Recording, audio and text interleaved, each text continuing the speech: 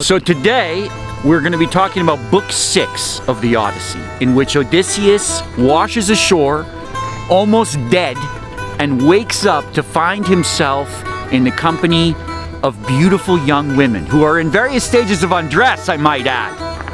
They're playing ball by the seashore, and one of them is a princess. So in a sense, Odysseus is dead and then comes back to life in a kind of heaven. But it's a dangerous heaven because this princess has the power of life and death over this man.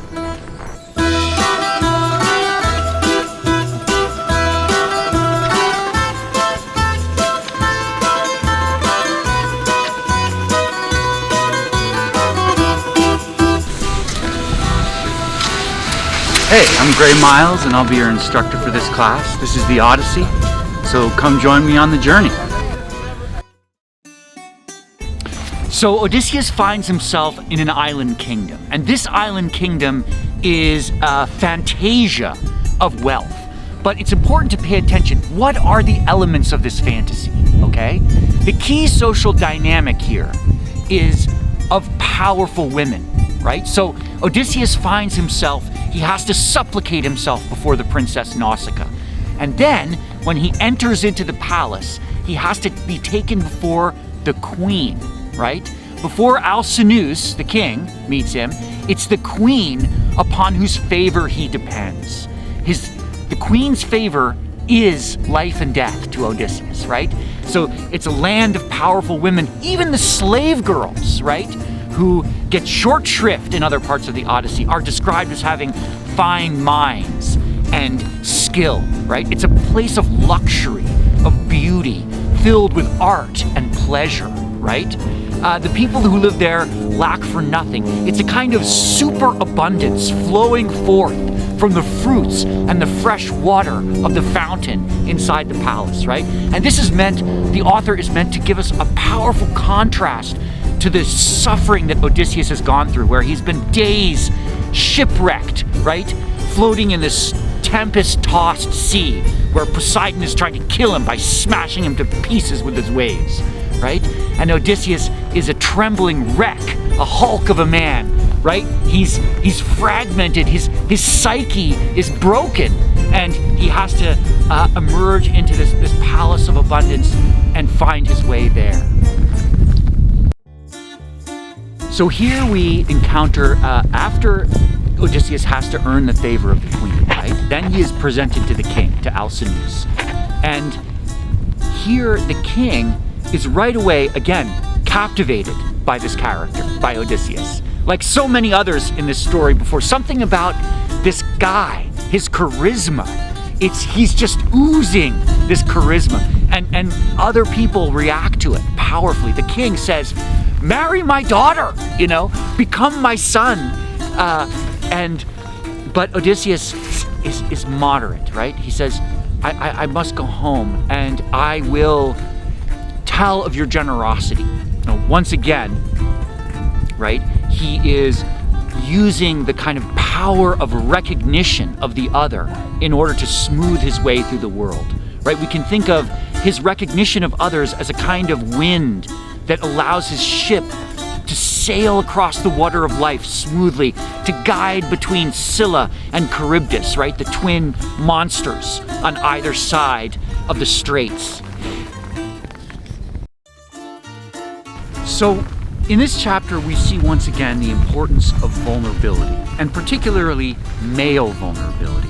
Men in this book need to make themselves vulnerable, not just physically, in the sense of having gone through an arduous struggle, right? But also emotionally. Men need to be vulnerable emotionally to be heroes in the Odyssey. If they are imprisoned in a kind of construct of strength, right, then they are not fully developed. They are, in some sense, limited, right? Still children, actually. A prisoner of an image of masculinity as opposed to being fully developed adults, right? So Odysseus shows us this concept of being a hero in this chapter because he falls to his knees in front of this princess, and then when he speaks of his trials, right, he weeps in front of the king, right? Who doesn't see this as a sign of weakness, but instead his heart goes out to him. So this question of vulnerability is particularly important here, right? Because what we're talking about is how people must fail in order to grow stronger, right?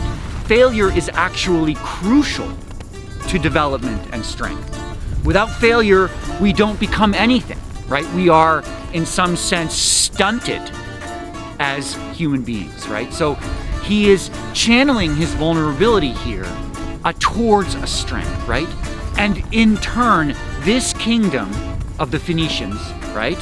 They value this quality in him. And they put out this kind of hospitality and this care for a stranger that is, in a sense, a sort of, once again, a vision, right, within the Odyssey of what the world would be like were we to take care of one another. Instead of treating one another with hostility and suspicion, what would the world be like if we opened our arms and our homes to one another? Well, this chapter of the Odyssey shows what that world would look like. What would it be like if we relied on each other for support, right, and empathy, rather than try to dominate each other and enforce hierarchies, structured hierarchies of dominance and prestige? Well, this world is what we are revealing. This is the lifting of a veil behind which a new world is revealed. And it's connected back to this moment of rebirth when Odysseus emerges from the waves, reborn. In this book of the Odyssey, as in other parts of the Odyssey, we see a kind of wariness towards the divine, right? The Greek gods are not to be trifled with, right? They are extremely dangerous and capricious. One never knows what move they're going to make next. Sometimes in one moment they are helpers, right? They lead to survival, right? At other moments they could lead to disaster.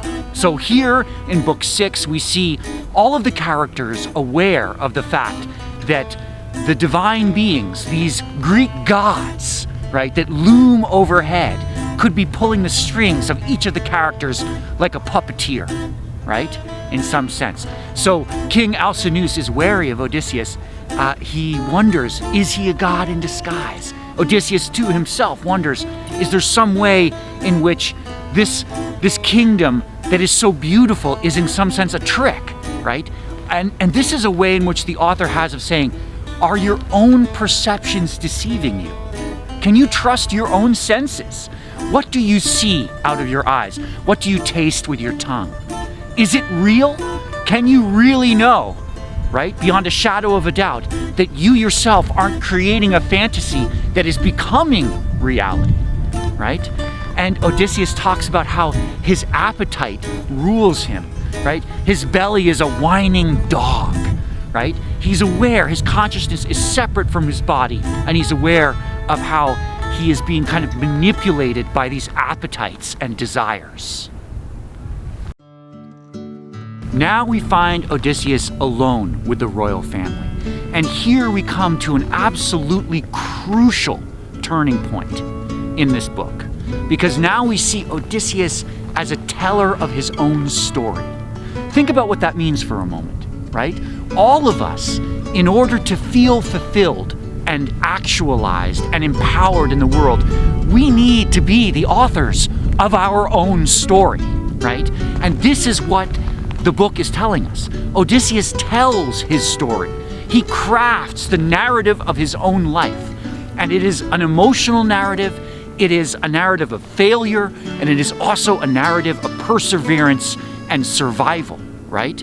And crucially, above all, of love and longing for home.